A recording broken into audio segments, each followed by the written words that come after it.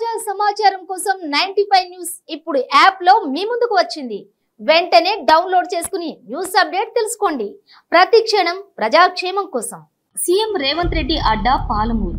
చూశారు కదా, తెలంగాణ రాష్ట్రంలో లోక్సభ ఎన్నికల కోడ్ మొదలైన నాటి నుంచి ఎన్నికల ప్రచారం ముగిసిన శనివారం 11 మే సాయంత్రం 5 గంటల వరకు వివిధ రాజకీయ పార్టీలు, ముఖ్యంగా అధికార కాంగ్రెస్ పార్టీ, ప్రతిపక్ష బీఆర్ఎస్ పార్టీ, మరో ప్రతిపక్ష జాతీయ పార్టీ బీజేపీలు ఎన్నికల ప్రచారం సందర్భంగా చేసిన హడావిడి అంతా ఇంతా కాదు సుమా.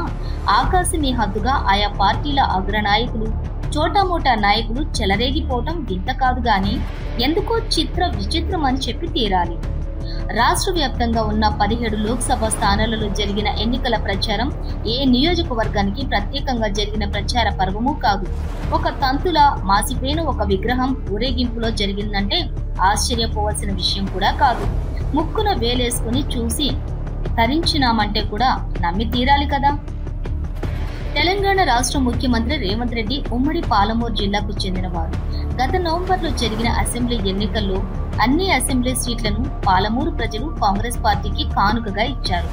ప్రస్తుతం మే 13న జరగనున్న లోక్సభ ఎన్నికల్లో కూడా మహబూబ్ నగర్, నాగర్ కర్నూలు స్థానాలను కాంగ్రెస్ కే ఇవ్వడం ఖాయమని సర్వేలు, రాజకీయ విశ్లేషకులు చెబుతున్నారు. సర్వేలు, విశ్లేషకుల అంచనాలు తారుమారైన సందర్భాలు గతంలో జరిగిన ఎన్నికల్లో నిరూపితమైంది. అన్నీ కలిసి వస్తే మహబూబ్ నగర్, నాగర్ కర్నూలు లోక్సభ 2 స్థానాలు కూడా కాంగ్రెస్ ఖాతాలో పడటం ఖాయం. కానీ ప్రచార పర్వం ముగింపునకు వచ్చే సమయానికి పార్టీల బలాబలాల్లో మార్పు వచ్చినట్లుగా తెలుస్తోంది. సాక్షాత్తు దేశ ప్రధానమంత్రి నరేంద్ర మోదీ మహబూబ్ నగర్ నగరానికి వచ్చి బీజేపీ లోక్సభ అభ్యర్థికి ఓటు వేయమని వేడుకున్నారు. అలాగే మాజీ సీఎం కె చంద్రశేఖరరావు కూడా బస్సు యాత్రలు, రోడ్ షోలు చేసి తమ సిట్టింగ్ ఎంపీ మన్నెం శ్రీనివాసరెడ్డిని మరోసారి గెలిపించాలని ప్రజలను బ్రతిమాలుకున్నాడు.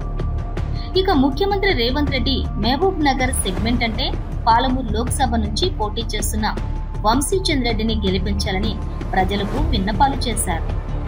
ఈ ప్రధాన పార్టీలు చేసిన ఎన్నికల ప్రచారానికి, వారి సభలకు ఆ వేళల్లో లక్షల్లో ప్రజలు హాజరై నీరాజనాలు పట్టడం చాలా విశేషం.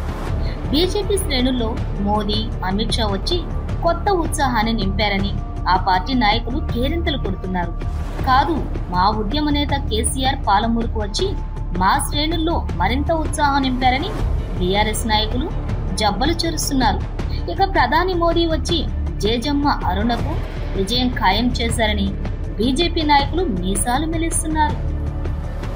చివరకు చెప్పొచ్చేదేమిటంటే, పాలమూరు అడ్డా రేవంత్ రెడ్డిది. నాగర్ కర్నూల్లో, మహబూబ్ నగర్ లో కాంగ్రెస్ అభ్యర్థులు గెలుస్తారని ఢంకా బజాయించి కాంగ్రెస్ నాయకులు చెబుతున్నారు. చూద్దాం, రిజల్ట్ వచ్చే రోజు జూన్ 4వ తేదీనే కదా, అంతవరకు ఎదురు చూద్దాం.